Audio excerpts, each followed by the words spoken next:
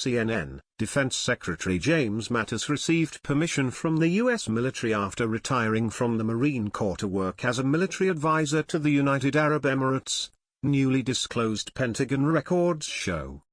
Mattis, a retired Marine general, was not paid for the advising work, according to the Pentagon, and the advising role was considered informal, a senior UAE official told CNN. Mattis has not publicly acknowledged his advisory work for the UAE, for which he sought approval in 2015 while he was a fellow at Stanford University's Hoover Institution. Navy Captain Jeff Davis, a Pentagon spokesman speaking on the Defense Secretary's behalf, confirmed that Mattis advised the UAE on rebuilding its military. The work was for free, Davis said, and Mattis was not representing the U.S. government. He was reimbursed by the UAE for his travel costs, Davis said. Though not previously known publicly, Mattis' work for the UAE was legal as a retired military general, and he properly disclosed the information when he was nominated as President Donald Trump's defense secretary. He certainly hasn't been hiding it, said Davis. Mattis retired from the Marines in 2013 after serving as head of U.S. Central Command, a position overseeing U.S. military operations in the military where he would work alongside military officials from the Emirates.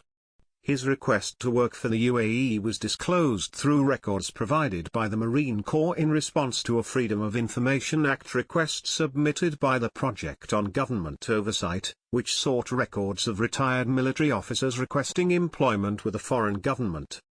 The request, which was shared with CNN, shows that Mattis applied for approval to advise UAE on June 4, 2015, and he was approved on August 6 of the same year. Mattis also received approval for the position with the State Department, according to Davis, a step that's required for retired service members to work for foreign governments. The UAE official downplayed the relationship Mattis had with the government, saying he was not an advisor and had no formal relationship whatsoever. He would visit us from time to time, just as other former military officials would, the official said, describing the visits as a chance to share assessments of the developments in the region. He was and still is a trusted friend and he would come over to maintain the relationship.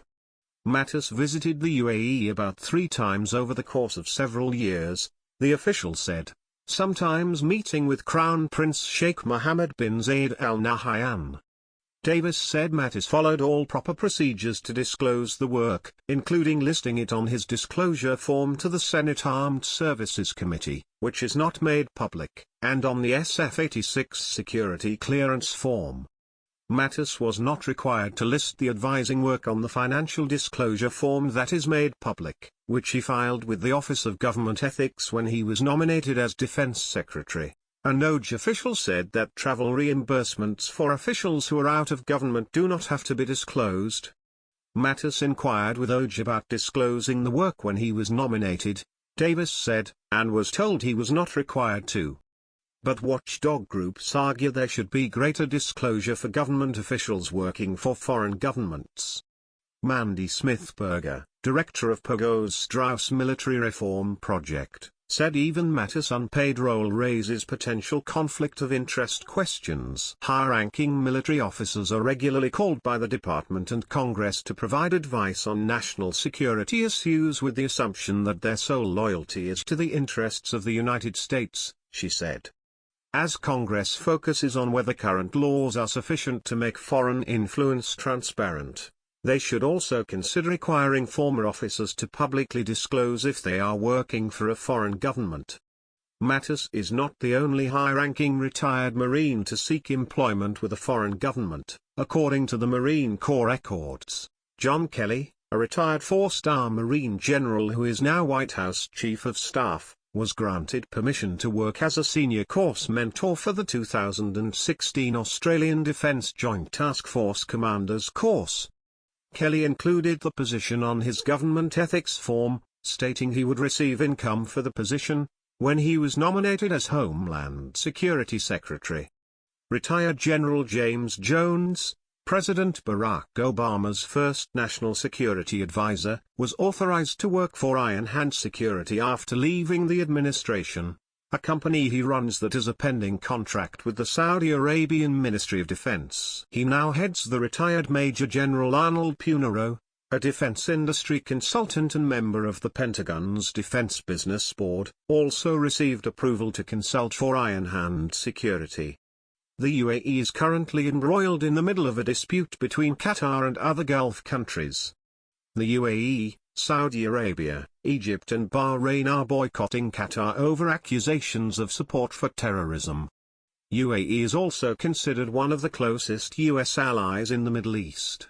The Emirates is a member of the anti-ISIS coalition, and the US military has aircraft based at UAE's Al Dhafra Air Base. They're not just willing to fight, they're great warriors, Mattis said at the time. Within the US military, he said, there's a mutual respect and admiration for what they've done, and what they can do.